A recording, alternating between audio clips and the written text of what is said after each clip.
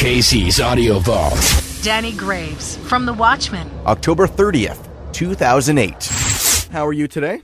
Good. How's it going over there? Very much looking forward to The Watchmen playing the MTS Powerball this evening. It should be a good time had by all. And we're always prefacing you when we're talking about the MTS Powerball, the newly reunited, and I should get this question out of the way. What brings you guys back together? Yeah, you know what? It's weird. I know for sure that most of us didn't ever think this was going to happen, like ever, and it's been a lot of years since this original lineup. The biggest cliche that comes to mind is that you don't really know what you have/had until it's gone. And we were a group, a pretty tight unit, fraternity of sorts for a long time. So I just think we kind of just sort of missed the hanging out together part of it. And years and years away from the music has sort of rekindled our desire to play the music, I guess. And we're even looking at touring with some new material.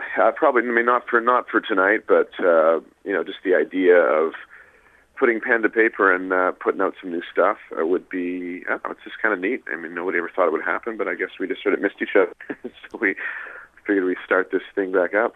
Over the past several years, you guys kind of ended up going your different ways and are leading different lives as of now? Yeah, I mean, essentially, everyone's doing kind of different things. And, moved on from this sort of arena with the exception of Ken. Ken, our bass player, is still sort of slugging it out and doing shows and putting out records and stuff like that, which is cool. And I think what makes it really enjoyable is that there's so much less pressure because we're not doing this only. We're doing it just for exactly the reasons when you start doing it, which is just because it's fun and you like the guys you're hanging out with. And then years go by and the business gets involved and all this kind of stuff. And now we're back at this place where we're doing it because it's fun and we didn't have to, and we just sort of got together. And the music is existing and living a different way now for us because of where our lives are.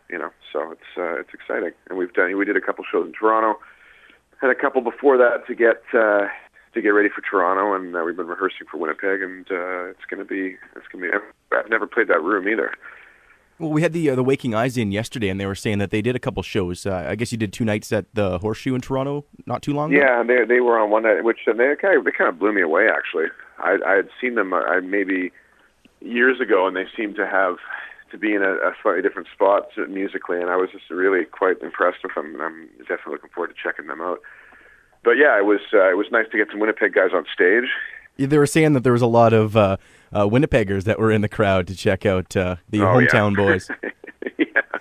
There's Winnipeggers everywhere. It used to be in Australia, and there's a little contingent. So they make their way pretty much everywhere. But your home base is Toronto. How long you been living out there? I've been here for it's been almost 10 years now, I guess. Which doesn't seem like that long. I'm dating myself, maybe. I came here originally because half of my year was spent here anyway, just in terms of the headquarters of this industry in this country was here. So I just felt that I was spending half my life in Toronto anyway, and might as well just, if I moved here, I would leave home less, and that's sort of exactly what happened. And it's been great. It's been good, but I'm not back to Winnipeg. All my family's there. I get back there at least a couple times a year whenever I can. It's definitely going to be something pretty special coming, taking this show to Winnipeg. There's definitely there's no other, Toronto was obvious because we're all there, but there was no other obvious choice for another show other than Winnipeg.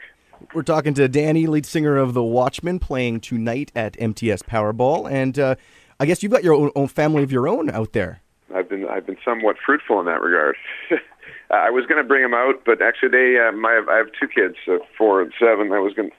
They came to this Leafs show that we did. It was kind of in the daytime, and I have pictures of my son bashing away on Sammy's drums, which is kind of funny. But yeah, they're kind of excited seeing me on stage here and there because they were too young to know what I used to do.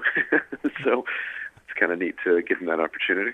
Thornley was in town yesterday playing with Lenny Kravitz at the MTS Center, and he was mentioning that you've got your own bar out there, and you kind of had he's got a standing offer. we're all doing different things and have moved in different directions. And I know Joe's doing pretty successful in the commercial music world, ads for music for TV and like stuff like that. And Sammy's working for Toronto Life, and I've just sort of created my own. I never really necessarily meant to own a bar, but it's kind of cool. Small little lounge place in downtown Toronto, as well as a restaurant that's under construction right now and should be open in a couple of weeks. But I've just started to bring my sort of connections to the bar in terms of creating a live music component, which is actually working really well. And realizing it's kind of a neat thing. I know lots of musicians, lots of people, and it was an obvious choice in terms of getting involved in the club because they wanted to bring a music thing to it, and that's kind of my gig. So it's working pretty well, and it's kind of fun to see it from the other side, the slimy club owner side. Hey, I guess you've probably had your fill throughout the early days of those. Yes, indeed. There's definitely a couple stories that I've chosen to block out. So you feel happy on the other side of that then? Yeah. Well, you know what? It's by no means like the same sort of thing. It's a smaller place. It's more acoustic music. It's quieter. There's not really not at this point it's set up for drums proper. But I have an understanding of what an artist needs walking into a room. I know what it feels like, and I know what kind of makes them more comfortable and what can hopefully make the day go smoothly because I have been from the other side. So, and I think it legitimizes me in that arena because they know that I've done it. I'm not just some guy who's trying. The talent we're getting is amazing. So I'm really, really pleased about it, and every week's getting better. So that's my daytime gig, and it leaves me lots of opportunity to rehearse and play rock and roll gigs of my own.